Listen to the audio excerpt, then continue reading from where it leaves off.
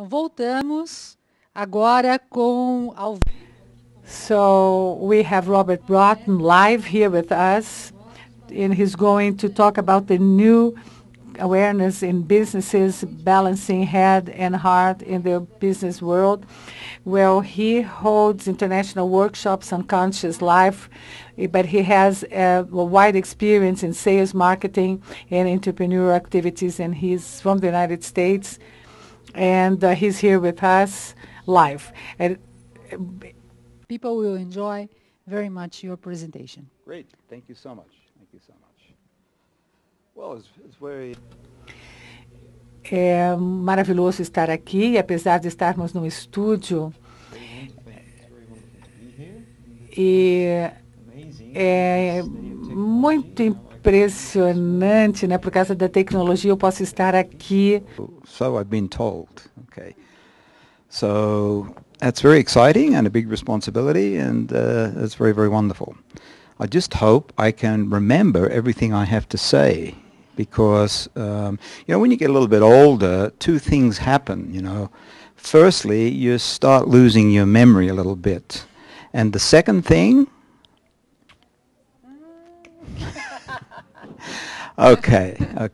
So the subject, the basic thing I want to talk about today is a new paradigm that is starting to happen in business in the world today. It's not fully in flower yet. It's in the incipient or the beginning stages, but the executives of many large companies in the world today are beginning to take notice of this and know about it. And I want to make this paradigm, I want to point it out, explain it as simply as I possibly can. So let me put it like this, that the way that the business has been done so far, the driving principle of business, okay, until recently, has been that money makes happiness. You need money to be happy. Okay. Well, there's a certain amount of truth in that. We need, some money, a little money to do things we have to do and to be happy, to make a business function. Of course, you need some money. But this paradigm, this deeply embedded way of thinking that everything is only about the bottom line of business. This paradigm is starting to crack a little bit. It's starting to break, and there's a new kind of, I won't even call it a new kind of thinking. I want to call it a new kind of consciousness, because it's actually, in a way, it's beyond thinking. Thought is a part of it, but there is another part of it that is really beyond thought, beyond thinking, and the shift is so simple, and it's so profound, and it goes like this. Instead of money equaling happiness, we turn those two words around. It's happiness that makes money. You see, it's happiness that makes money.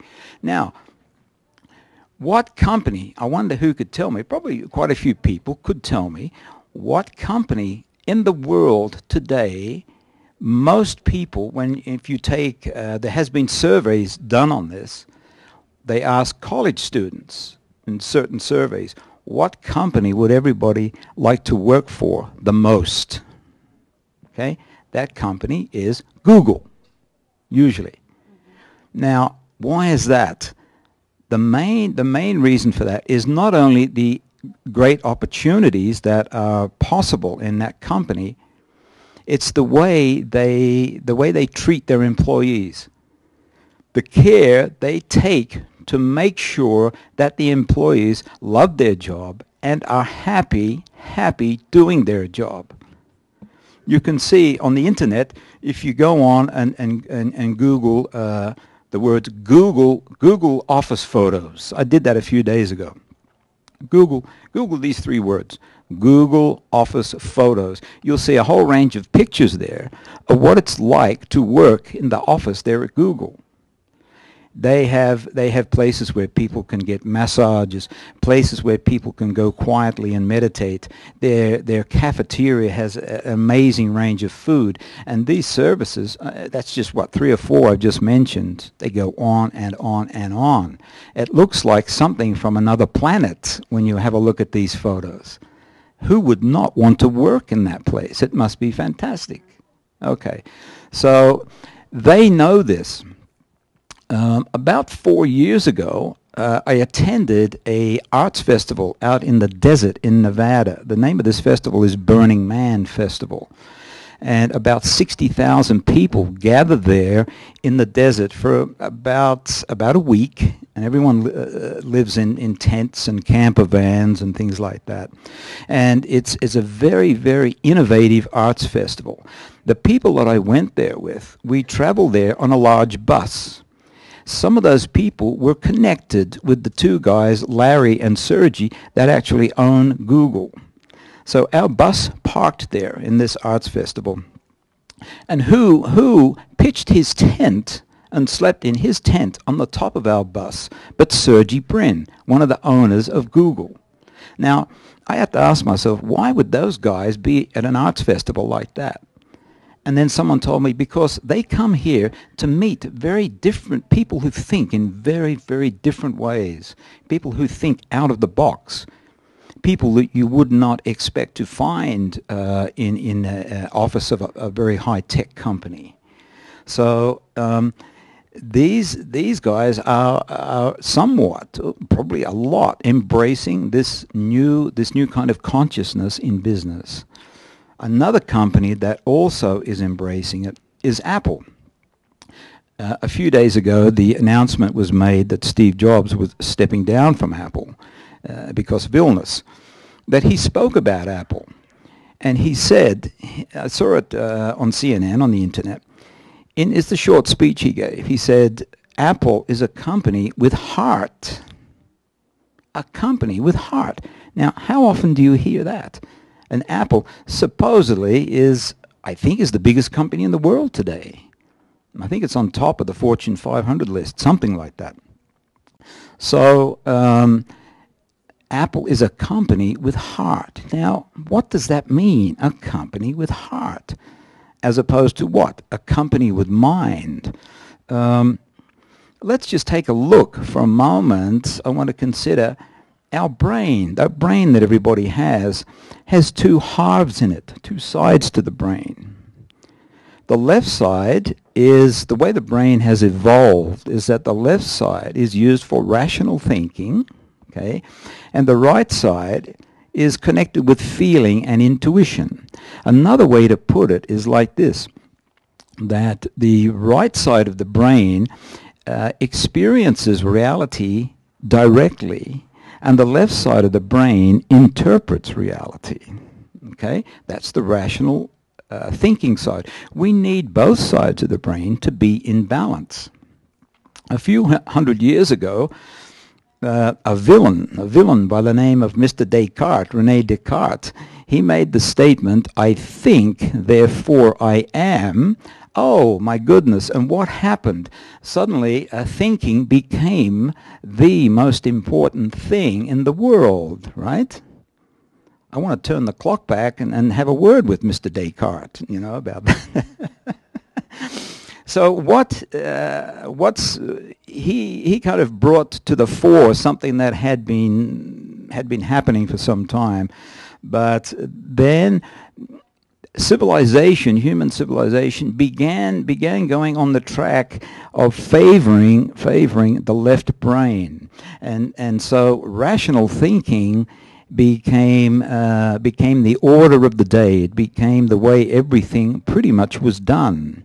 It's got to the point now where if you were to look at the budget of any school in the world, usually that budget is about 80% of mathematics and science, and it's about 20% of arts, of creative endeavors. So we can say what's the point that we've come to now is that we're favoring the left brain to 80% of the way we live, and the right brain, which connects us directly to reality, which is feeling intuition, is kind of dying. Okay. Now, unless this is brought back into balance, humanity is seriously in danger. Okay. I don't think anyone set out to deliberately do this. No one was, had some evil thoughts how they're going to destroy humanity by getting everyone to live in the left brain. It's just kind of how it happens, because mathematics and science is a lot to do with power and control as well.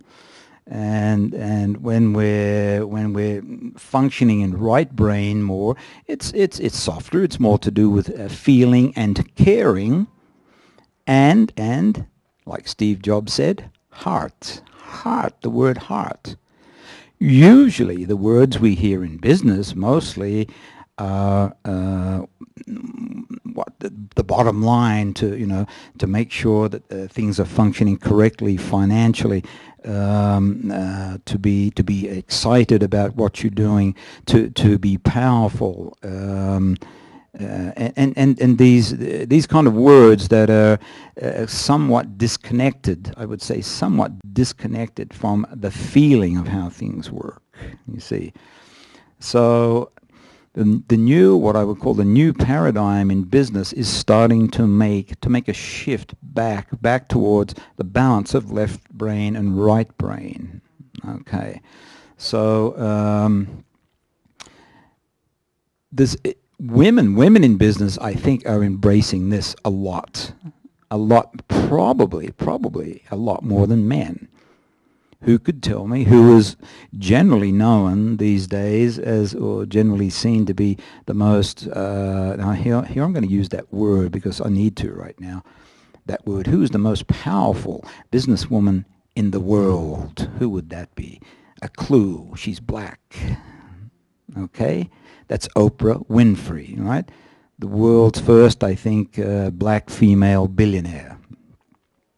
She is talks about this subject a lot, and she is connected with a teacher of this kind of new paradigm called Eckhart Tolle, who wrote a wonderful book called The Power of Now, and followed that up with another book called A New Earth. And on her TV program, she did a 10-week series with him. Okay. In effect, using her power, her influence, and her television company to bring this new kind of consciousness more into the world, in the way that she can do it. So what he speaks about, Eckhart Tolle, basically he addresses this thought-dominated living, which is the way humanity has brought itself to this. We could say it's brought itself to a brink now, because this thought-dominated living is the result. It brings war. It brings conflict. Ultimately, it brings poverty.